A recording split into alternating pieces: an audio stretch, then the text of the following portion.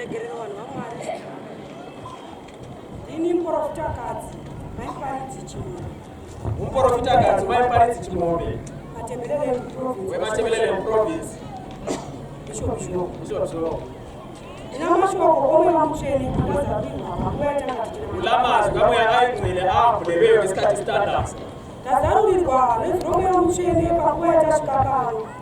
Wabulelwe ngelizwi kamwe awengcile ngesikhathi efika lapha. Taona kumabvazuva kuchiuya muranda waMwari paMwazha waAfrica. Wasebona eMpumalanga kusiza inceku kaNkulunkulu poMwazha waAfrica. Ana vatumwa vanhu. Nezithunywa eziyisikhombisa. Vatumwa vakanga vakomana vechidiki. Izithunywa lezi bezingabafana abancane. Ndaona vakomana vakabata mabhasikiti avakabata. Wasebona laba izithunywa lezi zithwele amabhasikiti ade ziwathwele. Zvichiratidza kuti mukati memabhasikiti umu manga mune zvibereko zvakazvirimo. Kutengesa ukuthi phakathi kwamabhasikiti lawa bekunezithelo ezikhona. Ndaramba ndakacherechedza chizarulo ichi ndikaona panguva yanga ichikurudzirwa vanhu kuti vanhu ngavauye pachechi, vanhu vagare pasi, vanhu vauye pachechi vagare pasi. Wasebona ngesikhathi kutazwa abantu ukuthi abantu babuye bazohlala enkonzweni, bazohlala echechi. Ndaona vatumwa avo vachitanga kugovera vanhu zvinhu. Wasebona izithunywa lezi ziqala kunikeza abantu izithelo.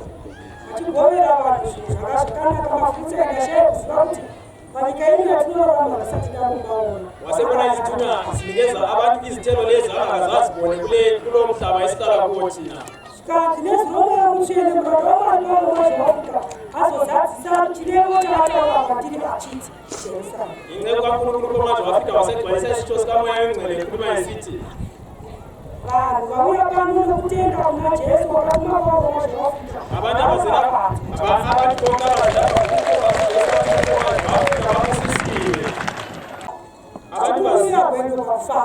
abantu bazile ilanga elilodwa abakhokheli becelela uhambo lokuya endaweni yaseGubaha. Vakadadzidziswa neziromwe vamusheni vakanga muchipapapapapedza kuropafadza.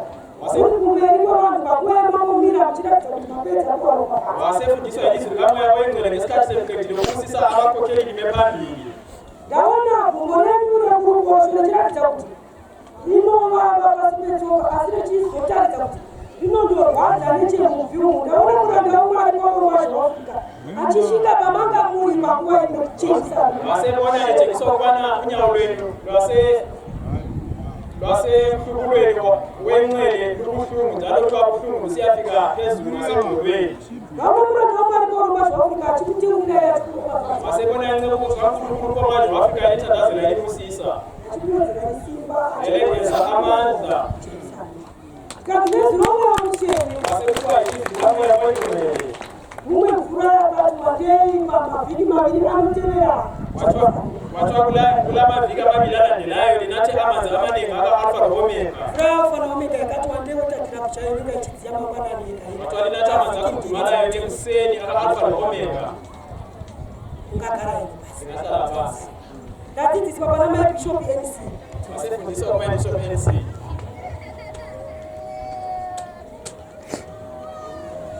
Ndadzidziswa neziromwe vamusheni ndichiona makumbo enyu achiratidza kuti anorwadza asi anokakata.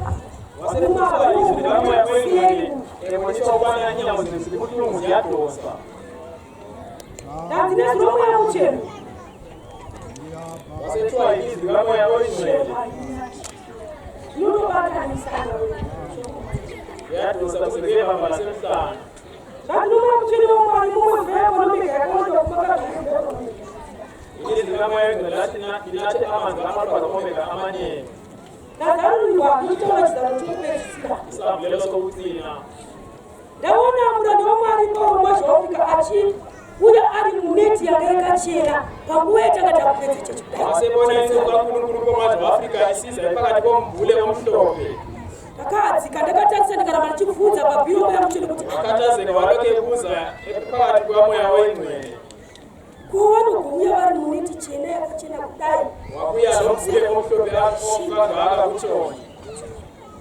Ndarayirwa neziromwe vamusheni panguva yekupedza kukadzika ndichibvunza pabhiro yamusheni kuti Waselayirwa ilizwi likaMweya weNgcwele ngesikhathi achikhathazeka khona. zvanzi nomweya mutsvene waMwari nemudzimunoera Kuthiwa uMweya weNgcwele kaJehova. Murande umwari Paul mwashi wafika acha kwegura kutarika makwegura akaita.